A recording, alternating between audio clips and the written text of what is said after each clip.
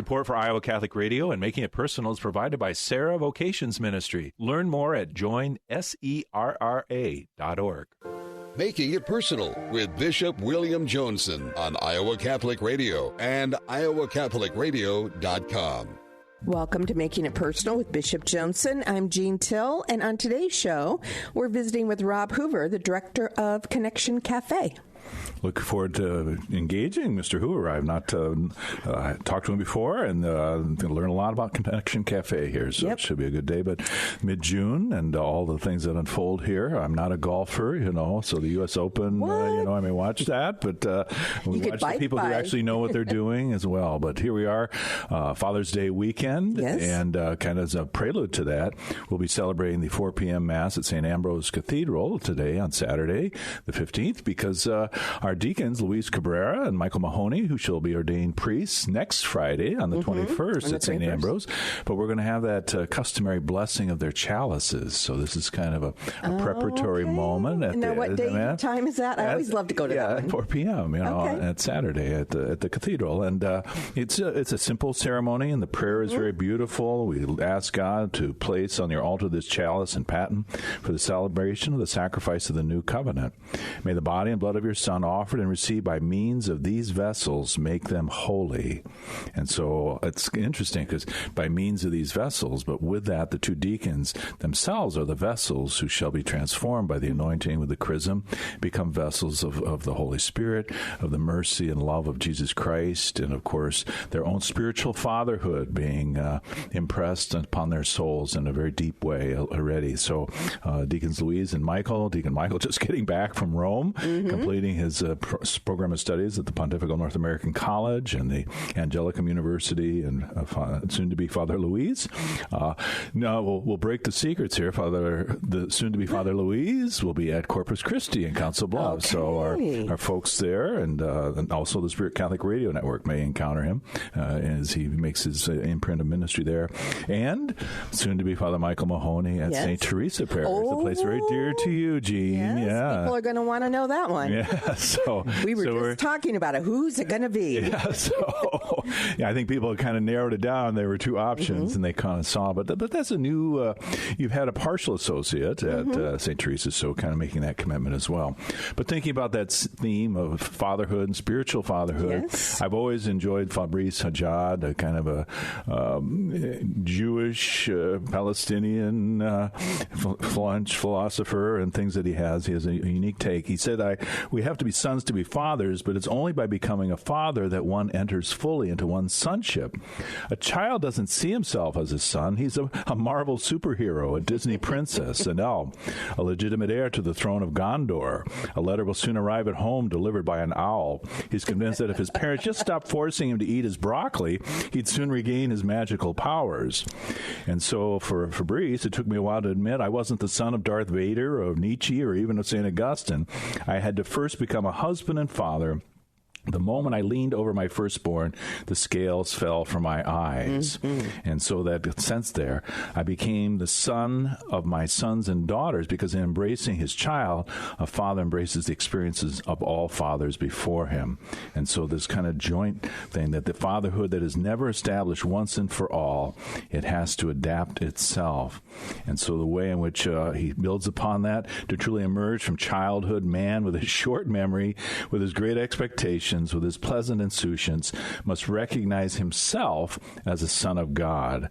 I can't entirely accept I was born in this place and in this time, so late into this very old world, the latest child in a troubled ancestry, unless I have faith in the providence which placed me here in this role. And so I think that sense of the lineage, we know certainly the Matthew genealogy, and it's a checkered history, our own personal family histories, bearing with them some of the wounds and the bruises, but this still, the God elects fatherhood as a means to communicate his grace, to image himself, Jesus imaging the Father, and for fathers to embrace their own sonship of that heavenly Father, so that they can truly be the fathers that God ordains them to be.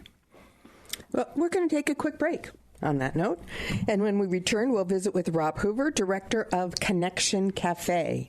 You're listening to Making It Personal with Bishop Joensen on Iowa Catholic Radio Network and the Spirit Catholic Radio Network. Support for Iowa Catholic Radio comes from independent realtor Chris Foster. Chris has served clients with everything real estate throughout Iowa since 2019. 641-891-8178 or online at the number 4 saleia.com. At Intervisions Healthcare, we see patients with unplanned pregnancies from ages 12 to 43. An unplanned pregnancy is traumatic at any age. For that reason, we specialize in educating, encouraging, and empowering vulnerable and at-risk mothers facing an unexpected pregnancy with the medical information and services necessary for them to make an informed decision. For more information on the free medical services at Intervisions Healthcare or to support our mission or become a volunteer, visit ivhcare.org. Support for Iowa Catholic Radio provided by Mercy College of Health Sciences, where you can chart your course for more. Mercy College provides unparalleled clinical rotations, hands-on learning, accelerated education, and flexible schedules. Since 1899, Mercy College has been transforming students into healthcare professionals. Guided by Catholic values, our faculty put classroom theory into practice. Students are prepared for roles in service and leadership throughout their own careers. Learn more at mchs.edu. Mercy College of Health Sciences, mchs.edu. Welcome back to Making It Personal with Bishop Joensen. On today's show, we're visiting with Rob Hoover, director of Connection Cafe. And Bishop, I couldn't help but remember that this Sunday, yes, it's Father's Day, but every 7 years, my dad, may he rest in peace, also celebrates his birthday on Father's Day. So we get, a double blessing. He gets double gifts that day. So that was the kind of thing that there was a big celebration for. Well, absolutely. It's like my dad. Not like me. I take after Mom. Dad was very quiet. You say that about yourself, Gene. I don't have to elaborate. I know. So, yeah, we always kidded him that, when Mom said he agreed with me, it's like, Mom, he was falling asleep and his head fell forward while you were talking. So the original quiet man. Yeah, very much so. Okay, well, may he enjoy the joy of heaven and St. Joseph's company and all the fathers who've gone before us in faith. So, Mr. Hoover, thank you for being with us. I'll call you Rob probably. It's our first encounter, and want to talk about Connection Cafe, but your lineage goes back too, and your connection with the local faith community in many ways, and so you too are a father as well, in many senses. So share with us a little bit on this, making it personal about yourself in that regard. Sure. I am married to my wife Janet, and we have 4 wonderful kids. Our youngest is going to be a 4 out of 6 isn't bad, right? Yes. I grew up here in Des Moines. Went to All Saints Catholic School and Church, and then went to Dowling, and I was involved with CYC and Catholic Youth Camp. Catholic Youth Camp, right? As a camper, and then a counselor and a director. I was on the board, and then. After college, I took a job in youth ministry down in southeast Iowa, and I had to get back to the Des Moines diocese. Okay, that's good. You were on loan for a while. That's right. But we got you back. That's right.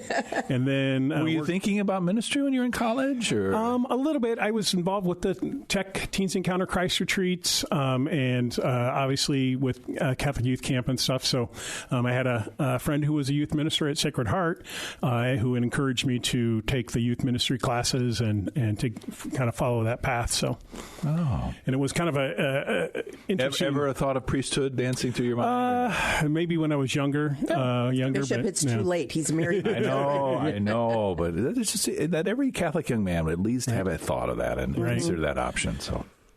Yeah, so the ministry, the Catholic Youth Camp, it was a different place a little bit then, but I was a camper at we said the old camp, we used to say, over out near Boone in Luther, Iowa, and then started counseling in 1984, our first year at St. Thomas More. So kind of saw the place grow from when we had to use Kaibos to kind of what it is today. And my kids have gone to camp and have counseled and stuff too. So very cool. Yeah. We were talking briefly, your daughter in Glenwood, Iowa, so she's going to maybe experience the Eucharistic pilgrimage coming through next week. So, well, she just went to visit her boyfriend just for his confirmation. So, okay.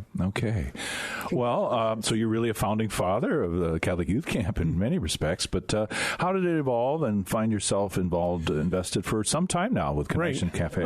Well, I after 2 years in Mount Pleasant, I moved to Des Moines and worked at St. Teresa's as youth minister, and we had kind of made some cookies for the Connection Cafe, which started in 2003. In 2005, my job kind of changed at St. Teresa's, and I was looking for something new, and they had an opening with the cafe, and so I applied and got the job there. So I started there in November of 2005. Okay, so early on, and all coming up on your 20-year anniversary next year, so tremendous. It preceded being called Connection Cafe, and you've reflected a little bit some of that early history of the founding of the four parishes, the four churches that collaborated to help it bring it into being. So the cafe is a program of the Bridge, which is four downtown churches: First United Methodist, St. John's Lutheran, St. Paul's Episcopal, and St. Ambrose. And they initially started the lunch program. They had a nonprofit.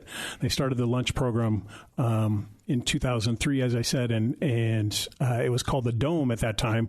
They changed the name pretty quickly because it was a little confusing and didn't really necessarily flow how they had hoped. We have to go to UNI to have lunch. I'm or Thunderdome or whatever. Yeah. So those four churches historically on Piety Hill there that were there, and that the relationship, and so that relationship still obtains today.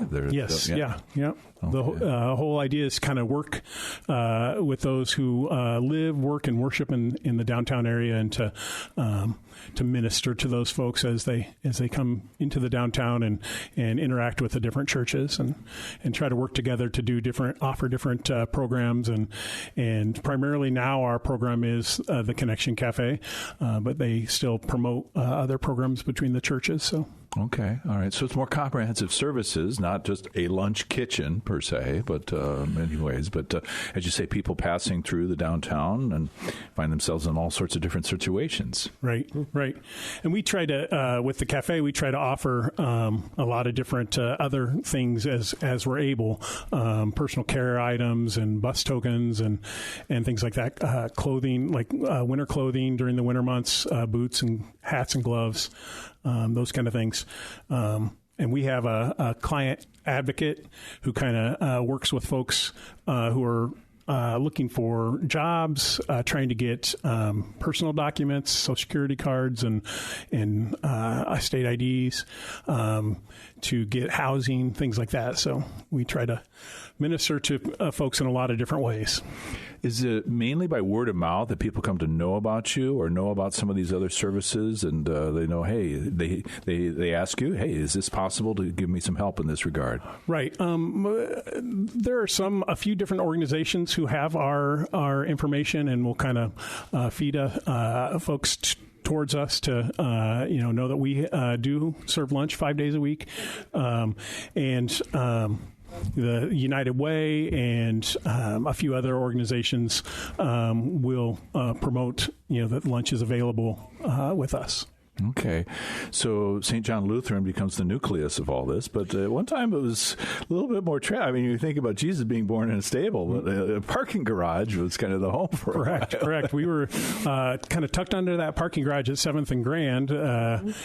Used to have Iowa Homeless Youth Street Outreach, and we utilized that space from our beginnings until 2015, and parking garage was getting old, and they were going to tear it down, so we needed to find a new space. So we did move over to St. Paul's Episcopal Cathedral, and we served there until, unfortunately, they had a water main break, and they're in the process of refurbishing that area, and they had some other issues that came up that they needed to cover. So luckily, we were able to move over to St. John's, and we've been there for now 4.5 years of what we thought was a temporary move, but we'll eventually move back. That was right about the time I became bishop. This was all happening. You can have a movable feast there. Right. Yeah. And we'll eventually move back to St. Paul's. They're hoping to have the space remodeled and finished sometime early next year, and so we probably will be moving back to St. Paul's at that time.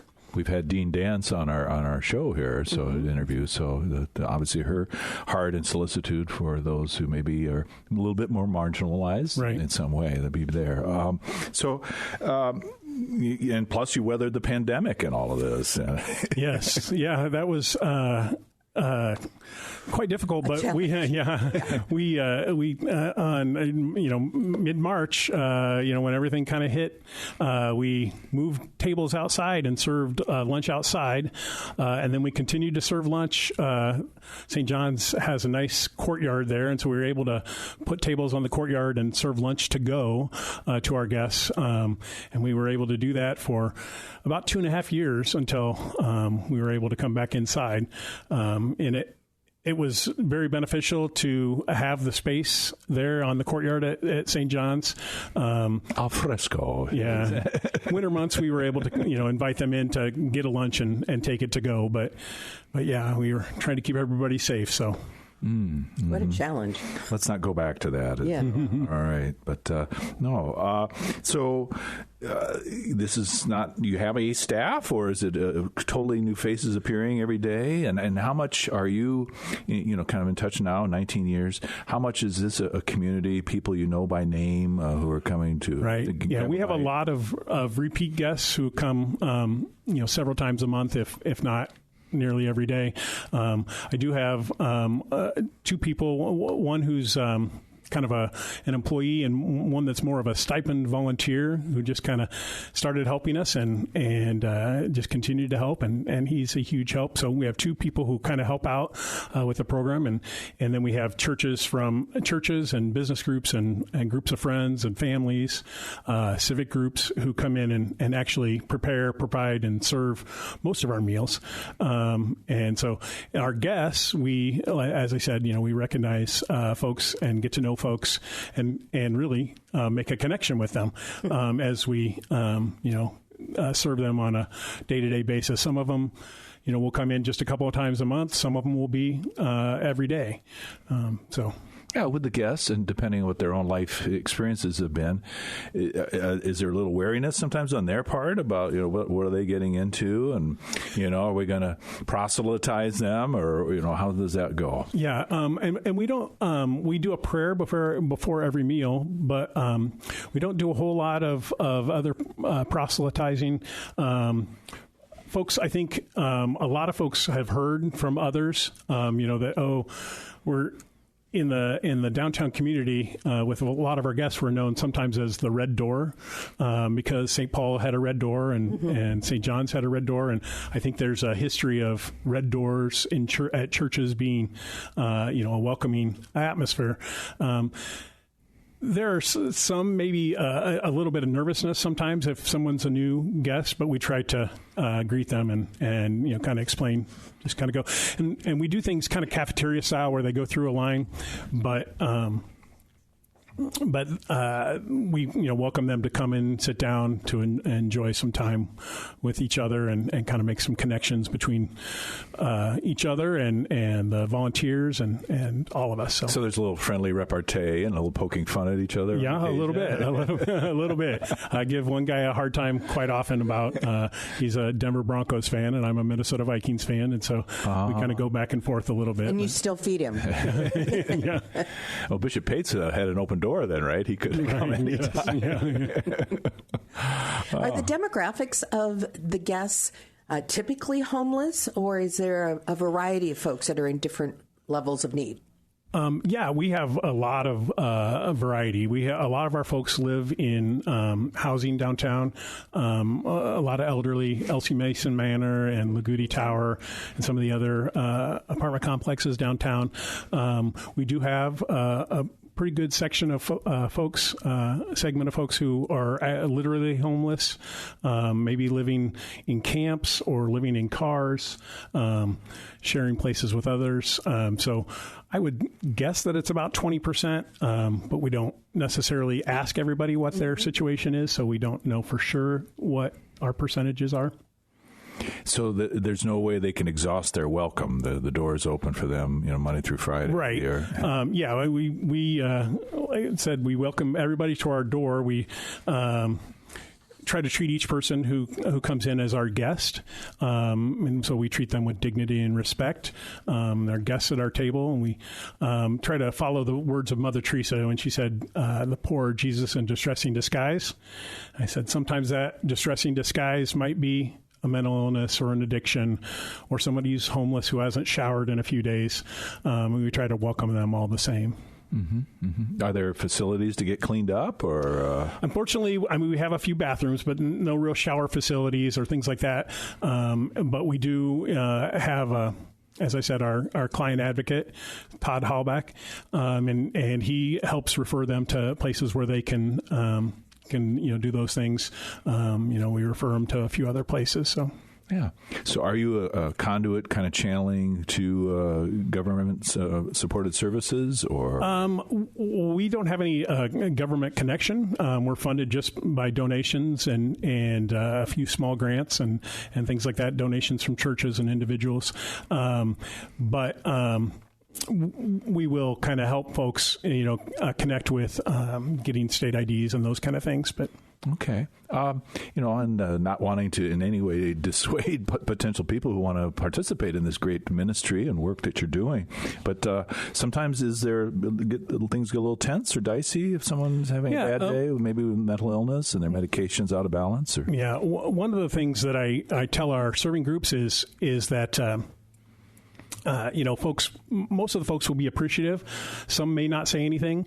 And we do have folks who are have mental illness and stuff. And so we have to kind of interact with them and work with them, a little bit. And usually it's not too difficult.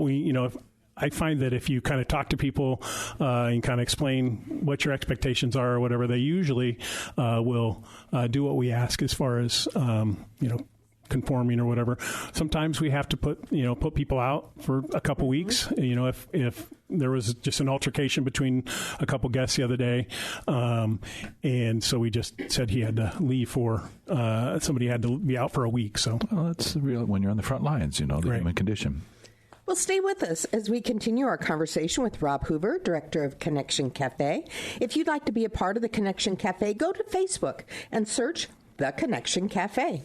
You're listening to Making It Personal with Bishop Joensen on Iowa Catholic Radio Network and the Spirit Catholic Radio Network. Support for Iowa Catholic Radio comes from Next Generation Realty, a Catholic and family-owned flat-fee brokerage serving Central Iowa since 1994. Next Generation Realty can handle every step of the process of buying or selling a home. Learn more at nextgenerationrealty.com. Support for Iowa Catholic Radio is provided by the Sarah Vocations Ministry, including the St. Sarah Club of Des Moines and the Sarah Club of Council Bluffs. Sarah is an apostolate of the Worldwide Catholic Church dedicated to fostering and supporting priesthood and religious vocations. Sarahans strive to accomplish their mission through prayer, fellowship, and service to the bishop, priests, sisters, and all in religious formation, and in doing so to increase their own holiness. Learn more at joinsarah.org, joinserra.org. Thank you, Sarahans, for your support of Iowa Catholic Radio.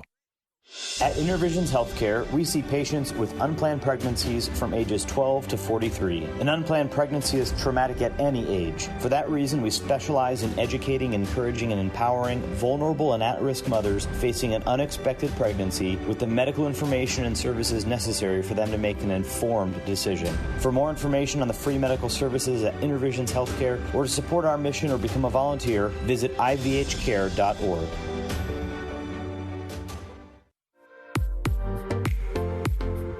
Welcome back to Making It Personal with Bishop Joensen. Thank you, Rob Hoover, for opening this up for us. It's a great ministry and connection. Are you on site each day? Is that a commitment that you make, or kind of as director, do you sometimes leave to the volunteers and? Yeah, I'm there each day, unless it's a vacation or something like that. But I'm there each day, and then I have two part-time staff people who are there, and then groups come in. The volunteer groups come in, and so we kind of just facilitate their serving.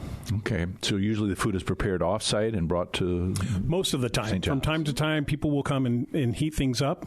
In the kitchen there at St. John's or at St. Paul's. Sometimes, a few times they've prepared the meal there, but for the most part, people prepare off-site and then bring it in. Do some get creative and do themed luncheons or anything like that? We did have, actually, St. John's in Norwalk who comes in. They used to, it was the fair, and so they tried to do everything on a stick. And they figured out Jell-O on a stick doesn't work. And they did... Customer satisfaction surveys were not... They did cabbage, around in March one year, and it became so popular that became their signature dish dish. And so they bring that every month now because people were asking about it months later. They were like, well, how come you don't have cabbage? And where's the cabbage? So the reports of the increase, and certainly for those of us who live downtown, it would be our intuition that the rise of homelessness or people who are just kind of making their way about. Have you seen that in terms of your numbers? Yes, our numbers have definitely gone up. We were averaging 135 meals a day last year. Last month it was 146. As the summer goes on, the numbers start to grow. I know that our May numbers were probably above that. I'm guessing we'll serve around 150 meals per day. As the year goes on. Wow.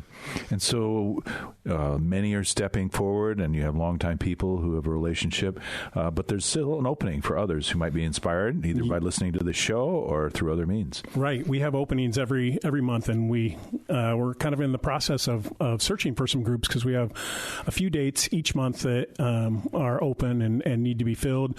And if we don't have a group, I go out and purchase the food, and then some of my volunteers and a few other people come in and help prepare and provide and serve that. So. Okay, Rob, I got to ask a practical question. Mm-hmm. How many people do I need to form a group to do this, to feed 150? Right. It could be anywhere. We do have a group that's right now 2 people, which is a little small. Yeah.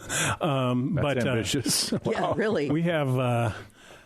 groups, a good sized group is 4 to 5 to kind of do all the different tasks. And then do you expect like an entree and a vegetable and a dinner roll is it a hot meal? Is it a cold meal? Yeah, it can be whatever folks want it to be. Lots of times we have groups who will prepare hot meals, but the majority of our meals are sandwiches. Mm-hmm. We ask that they provide chips, or if it's a hot meal, some kind of vegetable or something like that.